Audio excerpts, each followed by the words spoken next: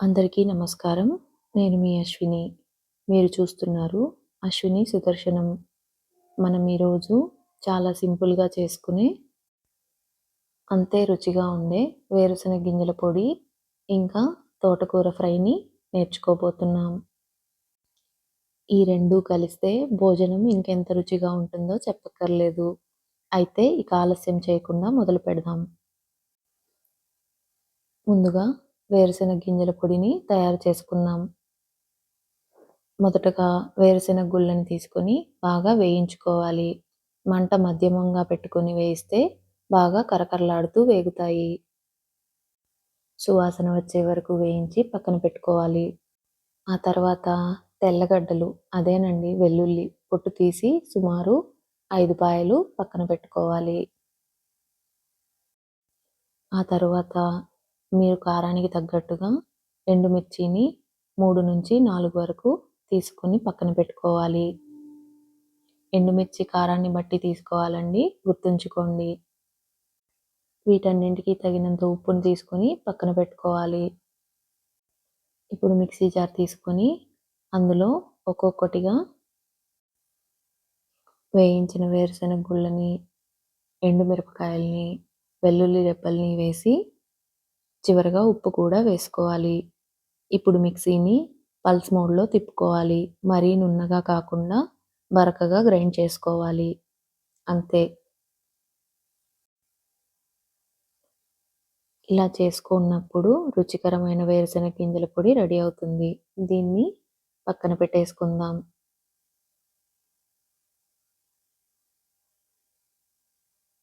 ఇప్పుడు మనం తోటకూర ఫ్రై ఎలా చేయాలో చూద్దాం.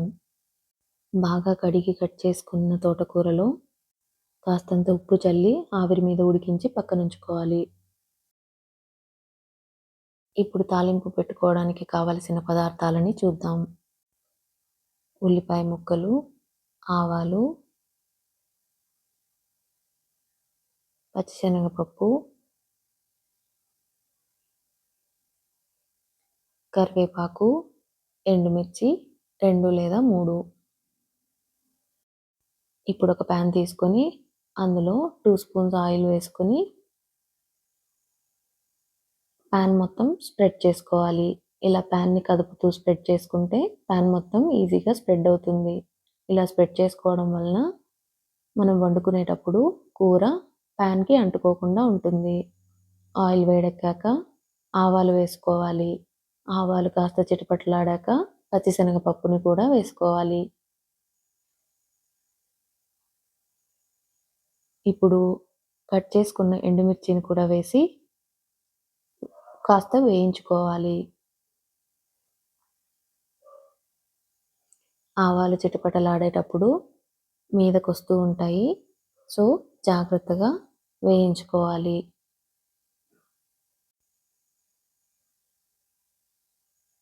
పచ్చిశనగపప్పు కాస్త వేగాక ఇప్పుడు మనం కట్ చేసుకున్న ఉల్లిపాయల్ని ఇందులో వేసుకోవాలి.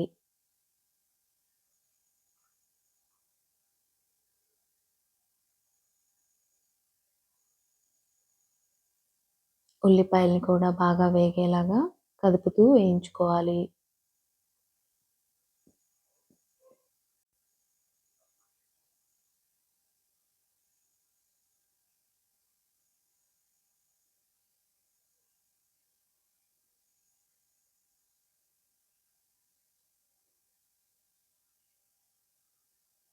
ఉల్లిపాయలు ఇలా పింక్ కలర్‌లోకి మారుతున్నప్పుడు కాస్త కరివేపాకును కూడా యాడ్ చేసుకొని కలుపుకోవాలి.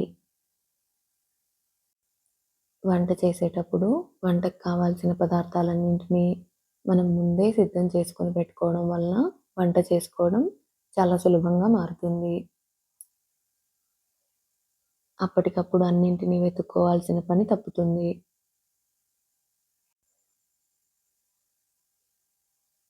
అన్నీ బాగా వేగిన తర్వాత మనం ముందుగా ఉడికించి పక్కన పెట్టుకున్న ఆకుకూరని ఇందులో వేసుకోవాలి.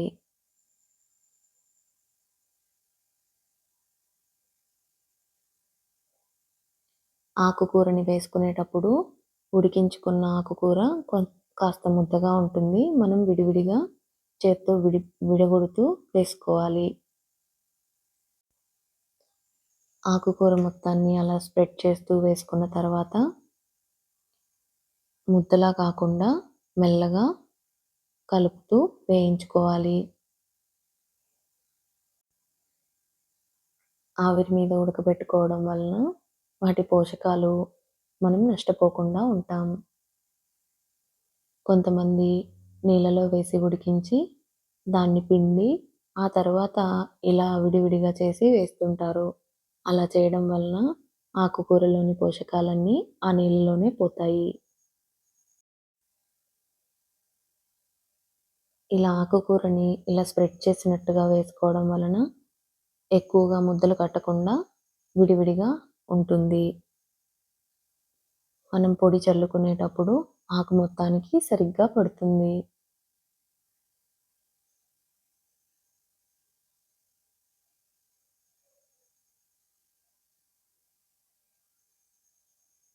ఇలా జాగ్రత్తగా ఉండలు కట్టకుండా దగ్గరగా కలుపుతూ విడివిడిగా వేయించుకోవాలి.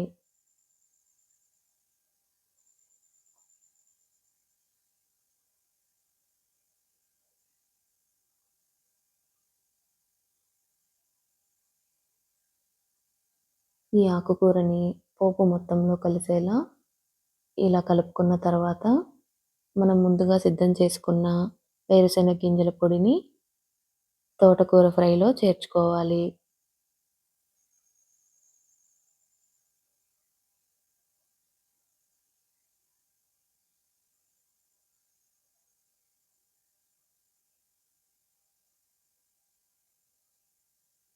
అయితే ఇక్కడ పొడి ఎంత వేసుకోవాలి అనేది పూర్తిగా మీ ఇష్టమే.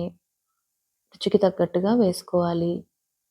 ఈ పొడిని ఎక్కువగా ఇష్టపడే వాళ్ళైతే కాస్త ఎక్కువగా వేసుకోవాలి. లేదు మాకు ఆకుకూర అంటేనే చాలా ఇష్టం, పొడి తక్కువగా ఉంటేనే ఇష్టపడతాం అని అనుకునే వాళ్ళు తక్కువ వేసుకోవచ్చు. నాకైతే పొడి కాస్త ఎక్కువే ఉండాలి. అందుకే ఎక్కువగానే వేస్తున్నాను.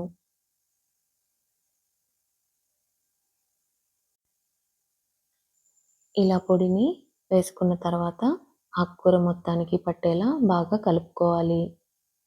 పొడిని చిలకరిస్తూ వేసుకోవడం వల్ల ఆకంతటికి బాగా స్ప్రెడ్ అవుతుంది.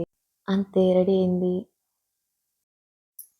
ఇప్పుడు ఇలా వేడి అన్నంలో తోటకూర ఫ్రైని, వేరుశెనగ గింజల పొడిని, నంచుకోవడానికి కాస్త కారపూసని పెట్టుకొని, ఈ వేరుశెనగ గింజల పొడిలో కాస్త నెయ్యి వేసుకొని, ఈ వేడన్నంలో కలుపుకొని తింటే చాలా రుచిగా ఉంటుంది.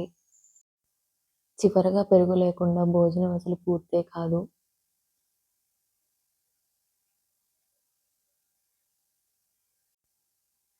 మీరు కూడా ఇవన్నీ ట్రై చేసి ఎంజాయ్ చేయండి.